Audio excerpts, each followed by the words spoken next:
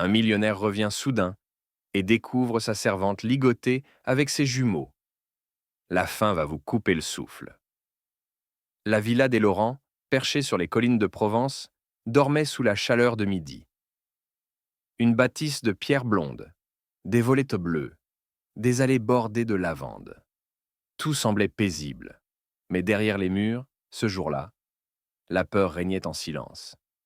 Car Anna, la servante philippine, était ligotée sur le sol du salon.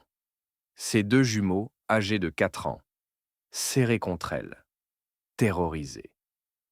Et personne ne savait que le maître des lieux, le millionnaire Marc Laurent, rentrait à l'improviste. Abonne-toi si tu crois que la vraie richesse, c'est le cœur.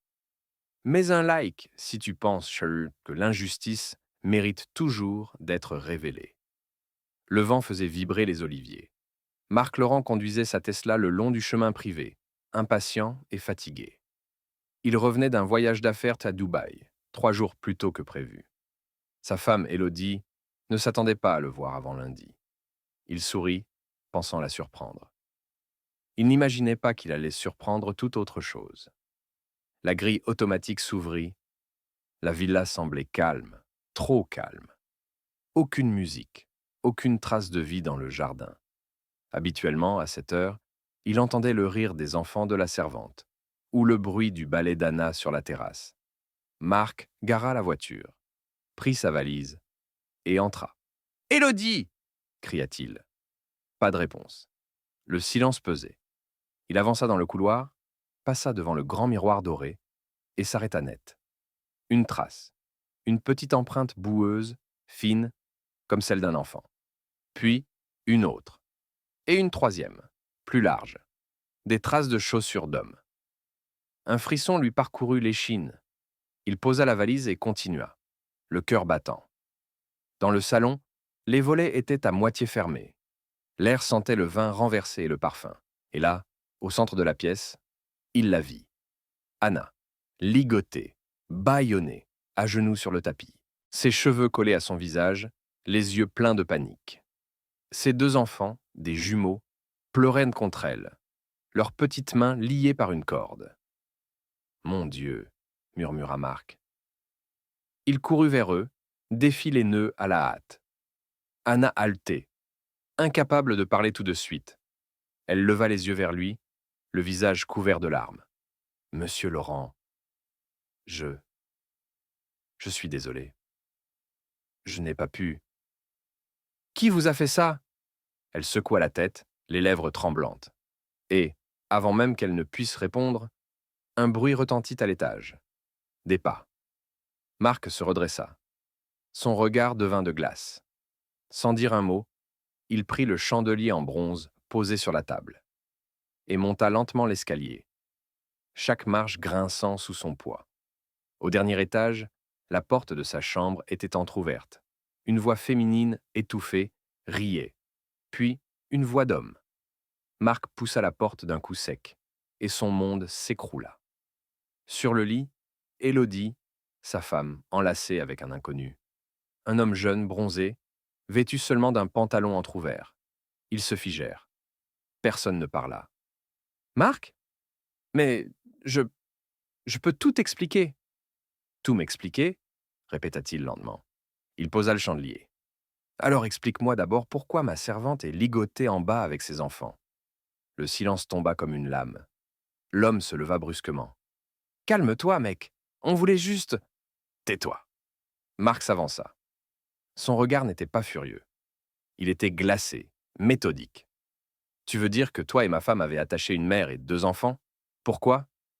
Pour cacher ton adultère ?» Personne ne répondit. Élodie recula d'un pas. « Marc, c'est pas ce que tu crois. » Mais il n'écoutait déjà plus. Il redescendit les marches, lourdement. Anna, toujours tremblante, essayait de calmer ses fils. Marc s'accroupit, posa une main sur son épaule.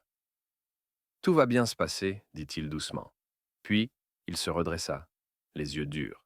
« Maintenant, tout va changer. » Marc Laurent se tenait debout dans le salon, la mâchoire serrée, les poings crispés. Les gémissements étouffés des jumeaux emplissaient encore l'air, entrecoupés des reniflements d'Anna. La scène avait quelque chose d'irréel. La veille, il discutait de millions à Dubaï. Ce soir, il découvrait la cruauté, nu, dans sa propre maison. Il prit une grande inspiration. Anna, calmez-vous. Dites-moi ce qui s'est passé. Elle tremblait encore, mais sa voix finit par émerger, cassée, haletante. J'étais en train de ranger la cuisine quand madame est rentrée plus tôt avec un homme. Elle m'a dit de ne rien dire. Mais quand les enfants sont venus, elle a paniqué. Elle regarda ses petits garçons, recroquevillés contre le canapé. Elle a eu peur qu'il parle. Alors son ami m'a attrapé. Ils ont pris une corde, ils nous ont attachés là, dans le salon, et ils sont montés. Marc ferma les yeux un instant. Un vide profond s'ouvrit en lui. Pas seulement de la colère, une sorte de dégoût ancien, viscéral. Il sortit son téléphone. Police. Maintenant. Mais Anna posa une main tremblante sur son bras. Non, monsieur, s'il vous plaît. Je ne veux pas d'histoire. J'ai besoin de ce travail. Il resta figé quelques secondes, la regardant. Puis, il secoua lentement la tête. Non, Anna. Ce n'est pas vous qui allez perdre quelque chose ce soir. Des pas précipités résonnèrent dans l'escalier. Élodie descendait, en robe de soie froissée, le teint blême. Marc, écoute-moi. Ce n'était pas ce que tu crois. Vraiment? Demanda-t-il froidement. Parce que ce que je crois, c'est qu'une femme que j'ai aimée a attaché une mère de famille dans ma maison. Elle tenta de s'approcher, mais il recula d'un pas. Ne bouge pas. L'autre homme, le jeune amant, suivait à distance, les mains dans les poches, l'air nerveux. Écoute, mec, faut pas s'enflammer. On voulait pas faire de mal. C'était juste pour éviter les complications. Marc éclata d'un rire sec. Les complications? Attacher une femme, c'est ta manière d'éviter les complications? Son ton restait calme, mais quelque chose dans ses yeux faisait reculer le type d'un pas. Marc s'approcha de lui lentement. Comment t'appelles-tu? Hugo. Eh bien, Hugo, souviens-toi de ce moment. Parce que c'est la dernière fois que tu mettras les pieds dans une maison où on respecte les gens. Il se tourna vers Élodie. Et toi, tu vas appeler un avocat. Pas pour moi, pour elle. Quoi? Pour Anna. Tu vas lui verser 10 ans de salaire. Plus la maison de gardien. Marc, tu es fou. Il s'approcha encore, si près qu'elle dut reculer contre la rampe de l'escalier. Tu crois que je suis fou? Sa voix devint presque un murmure. Non, Élodie. Je suis simplement en train de redevenir humain. Quelqu'un que ton argent avait endormi. Il recula, s'assit dans le fauteuil de cuir, le regard vide. Élodie restait plantée là, le souffle court, perdue entre la honte et la panique. Un long silence. Puis le cri d'un enfant. Un des jumeaux s'était approché de Marc, timidement. Monsieur, ma maman, elle a mal au poignet. Marc se pencha, examina les marques rouges. Il sortit un mouchoir, y versa un peu d'eau et tapota doucement les blessures. Ça ira, petit.